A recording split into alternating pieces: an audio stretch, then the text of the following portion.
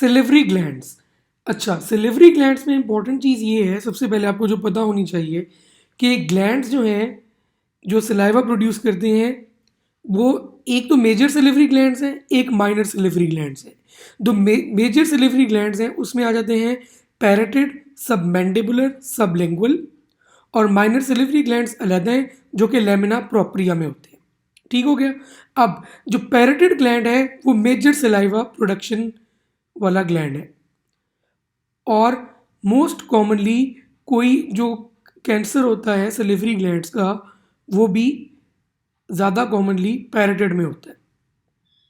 दूसरी चीज़ जो आपको पता होनी चाहिए कि कैलकुलस जो है, जो स्टोन होता है वो ज़्यादातर सब मैंडिबुलर में होता है। अगली चीज़ जो आपको पता होनी चाहिए वो ये है कि पैरासिम्पैथेटिक सिस्टम जो है ना वो क्रेनियोसेक्रल आउटफ्लो जो होता है कोलिनर्जिक होता है। मतलब कि एसिटाइल कोलिन जो है वो उसका न्यूरोट्रांसमीटर होता है। वो बेसिकली इन्वॉल्व होता है in increasing the body secretions including the salivary secretions. मतलब कि जीआईटी की सारी सिक्रीशंस को इंक्रीज करने में पैरासिम्पैथेटिक एक्टिविटी इन्वॉल्व होती है जो कि एसिटाइल कोलिन करवा रहा है क्योंकि वो न्यूरोट्रांसमीटर है। तो कोई भी ऐसी चीज़ जो कि एंटीकोलिनर्जिक होगी या एसिटाइल कोलिन को ब्लॉक करेगी जैसे कि एट्रोपिन है तो वो बेसिकली सिक्रीशंस कम करवा देगी। सैलिवेशन जो है वो दो क्रेनियल नर्व से होती है, क्रेनियल नर्व 9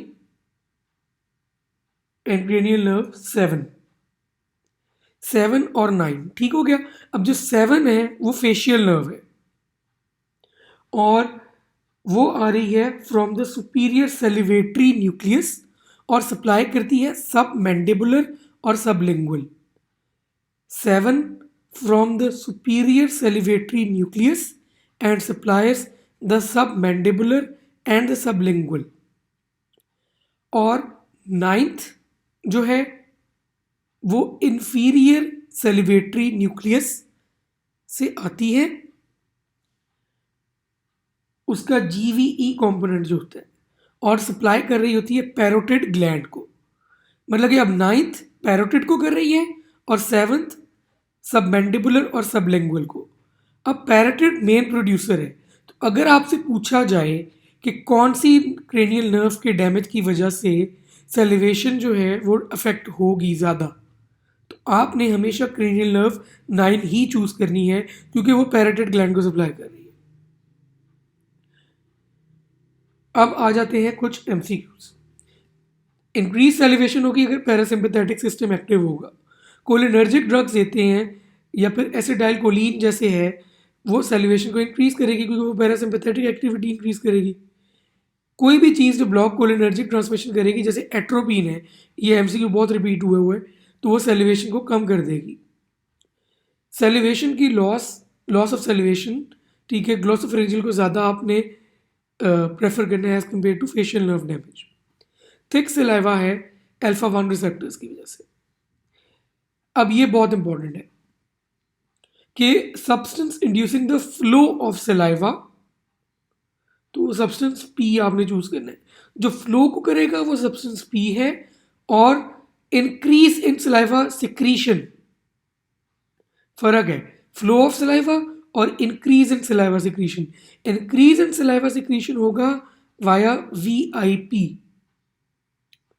वही फिर पैरासिम्पैथेटिक सप्लाई पैराटिड की ग्लोसोफेरेंजियल है और माइनर सिलिवरी ग्लैंड्स होते हैं लैमिना प्रोप्रिया में। ये बहुत ही ज़्यादा रिपीटेड क्वेश्चंस हैं तो ये आपको अच्छी तरह आने चाहिए।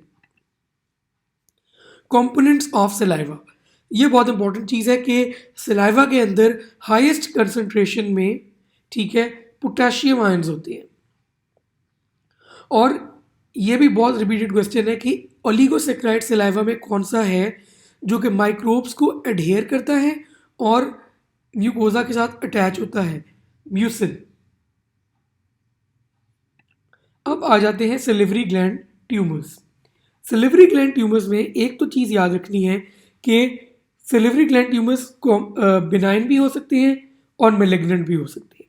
और मोस्ट कॉमनली जो सिलिवरी ग्लैंड के ट्यूमर्स हैं वो होते हैं पैराटिड में। और मोस्ट कॉमन सिलिवरी ग्लैंड ट्यूमर भी प्लियोमॉर्फिक एडिनोमा है जो कि पैराटिड में है, जैसे कि ये लिखा हुआ है। अब इसमें इंपॉर्टेंट ये है कि एमसीक्यू इस तरह आता है कि most common tumour of the salivary gland वो आप प्लियोमॉर्फिक एडिनोमा चूज कर लेंगे। कभी कभी प्लियोमॉर्फिक एडिनोमा नहीं लिखा होता, सिर्फ पैराटिड लिखा होता है, तो आपने पैराटिड ग्लैंड ही चूज करना है कि most commonly tumours of salivary gland parotid में होते हैं। मोस्ट कॉमन मैलिग्नेंट ट्यूमर जो है वो म्यूकोएपिडर्मोइड कार्सिनोमा है। M for malignant, M for mucoepidermoid. Superficial parotid painless tumour आता है सूडोपोड विद नो कैप्सूल। अब ये देखिए नो कैप्सूल आ गया ना, तो आपने खुद ही सोचना है इस बारे में कि ये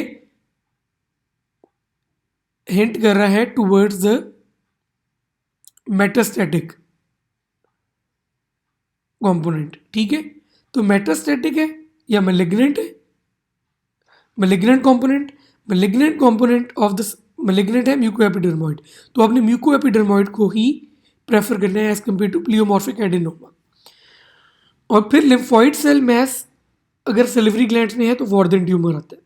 इतना रिपीटेड नहीं है लेकिन आपको पता ज़रूर होना चाहिए। फिर आ जाती है जी बेसिक्स ऑफ द पैराटिड ग्लैंड। अगर तो ब्लॉकेज आ जाती है पैराटिड डक्ट की तो पैराटिड श्रिंक हो जाता है। श्रिंक किस मैकेनिज्म से होगा? याद रखना है कि पहले एट्रोफी होती है और बाद में एपोप्टोसिस होती है। तो अगर दोनों ऑप्शंस में है तो एट्रोफी आपने प्रेफर करनी है। फ्रे सिंड्रोम क्या होता है कि पैराटिड ग्लैंड को रिमूव कर दिया, उस दौरान ऑरिकुलर टेम्पोरल नर्व को डैमेज कर दिया। ऑरिकुलर टेम्पोरल नर्व जब डैमेज होती है तो उसके बाद जब भी इंसान कुछ खाता है तो उसके स्वेटिंग शुरू हो जाती है उस एरिया पे जहाँ पे पैराटिड ग्लैंड होते हैं, जहाँ पे ऑरिकुलर टेम्पोरल नर्व सप्लाई कर रही होती है। तो गस्टेटरी स्वेटिंग होगी सुपरफिशियल पैराटिडेक्टमी के बाद, क्योंकि injury to auricular temporal nerve है। ये फ्रेस सिंड्रोम होता है। एक यंग बॉय आता है विद बायलैटरल एनलार्ज्ड पैराटिड्स, ठीक है, तो उसमें आपने मम्प्स कंसिडर करनी है। अब मम्प्स में होता ही है, 3 आइटस होते हैं, पैरोटाइटिस और ऑर्काइटिस एंड पेनक्रिएटाइटिस। फिर पैराटिड का पोस्ट्रोमीडियल रिलेशन कैरोटिड है, पैराटिड पोस्ट्रोमीडियल कैरोटिड। ठीक है, अब इंपॉर्टेंट एक और चीज़, ठीक है, कि इसकी जो है वो डक्ट ओपन कहाँ होती है? पैराटिड की डक्ट ओपन होती है अपर सेकंड मोलर टूथ पे। अब मैंने कैसे याद रखा हुआ है? पैरोटिड टी बहुत प्रोमिनेंट है और 2 में भी टी बहुत प्रोमिनेंट होता है, तो पैराटिड सेकंड मोलर टूथ। अब सब मैंडिबुलर जो है, ठीक है, एम जो है वो 3 की तरह लग रहा है, ठीक है, तो सब मैंडिबुलर की जो है वो एब्सेस या डक्ट वो ओपन होगी 3rd मोलर टूथ, ठीक है। अब पैराटिड की सर्जरी हुई है, फेशियल नर्व डैमेज हो गई है, तो मसल कौन सा अफेक्ट होगा? बक्सिनेटर। और लिगामेंट जो है वो फॉर्म होता है from the deep part of the parotid fascia, जिसको हम इन्वेस्टिंग सर्वाइकल फेशिया भी कहते हैं। वो बेसिकली स्टाइलॉइड प्रोसेस को जोड़ा होता है विद द मैंडिबल, तो स्टाइलो मैंडिबुलर लिगामेंट। अब सब मैंडिबुलर ग्लैंड में, जैसे कि मैंने आपको पहले बताया था कि कैलकुलस मोस्ट कॉमनली होता है in the sub mandibular gland. सब मैंडिबुलर सर्जरी में जो डैमेज होगी ब्रांच वो होगी marginal branch of facial nerve. जैसे कि आपको बताया था कि पैराटिड की सर्जरी में डैमेज हो रही है ऑरिकुलर टेम्पोरल नर्व, ठीक है, एक ये ज़हन में रखना है, और सब मैंडिबुलर की सर्जरी में marginal branch of facial nerve injured होगी, ठीक है। इसमें जो इंपॉर्टेंट चीज़ याद रखनी है कि अगर सिर्फ मार्जिनल ब्रांच लिखा हुआ है तो आपने वो चूज़ करना है, अगर फेशियल नर्व भी ऑप्शंस में है तो आपने marginal branch of facial nerve पहले चूज़ करना है, ठीक है। और अगर सिर्फ फेशियल नर्व लिखा हुआ है तो आपने फेशियल नर्व चूज़ करना है। अगर दोनों प्रेजेंट हैं, ठीक है, तो फिर आपने ज़्यादा स्पेसिफिक की तरफ जाना है जो कि marginal branch of facial nerve आ जाती है।